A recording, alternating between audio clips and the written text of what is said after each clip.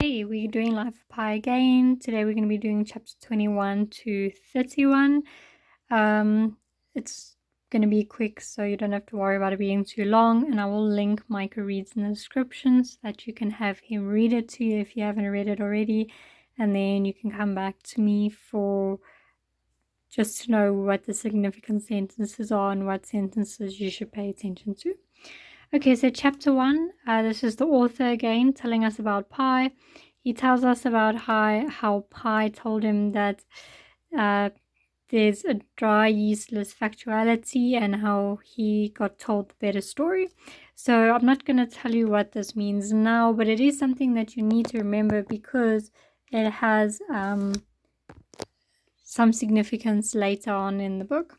Okay, and then chapter 22 I'm going to read to you read a part of it to you because it's got some significance and it's quite a short chapter, so I can't really sum it up for you. But chapter 22, he says, I can well imagine an atheist's last words.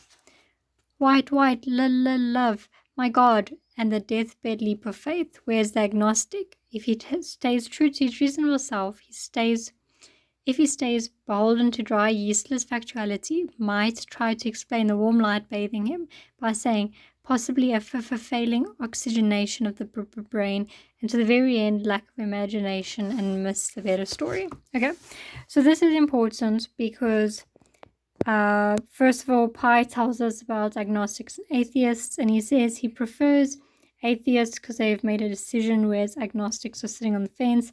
And he says it here.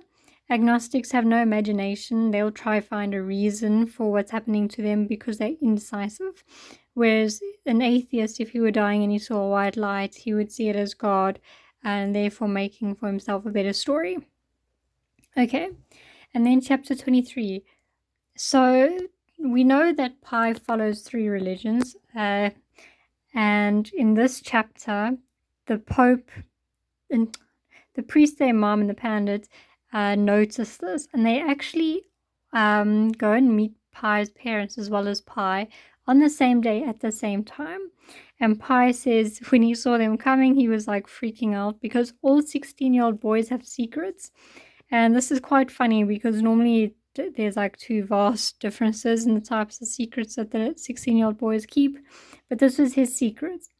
And anyway, so the priest, their mom, and the pandit start fighting, and they're saying you can only have one God, and then the priest is saying like, oh, but this is what's wrong with your religion, and so they're fighting, which is very ironic considering religion is supposed to be about love and all those types of things.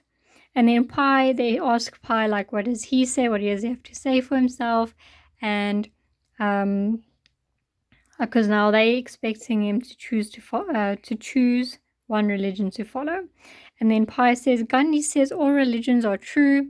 And then he says, I just want to love God. So that just goes to show, like, Pi wasn't doing it to be funny. He was just wanting to be a lover of God. And then in chapter 24, Ravi makes fun of Pi for this.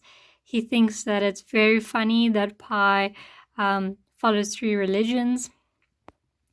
And then chapter 25, Pi talks about how God must be defended on the inside, not the outside. Evil in the open is but evil from within that has been let out. So he's basically saying like the evils are the evils on the inside.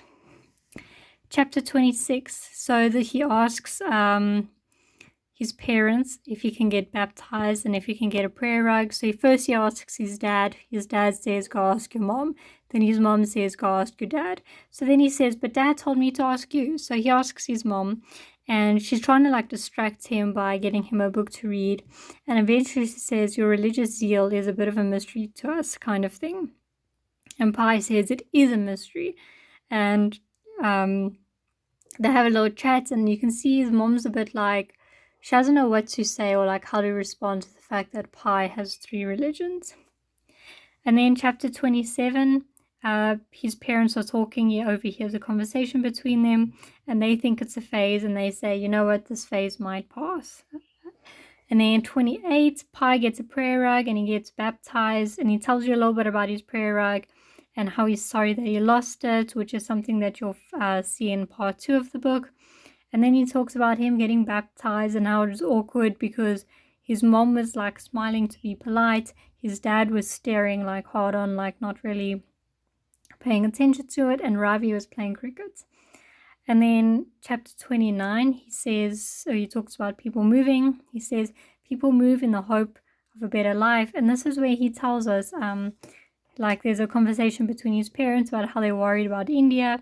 And then they decide to move to Canada. And they tell Pi and Ravi. Okay, then this is chapter 30 with the author. He meets Mrs. Patel, and I'm going to read something from chapter 30 as well because it's also quite important.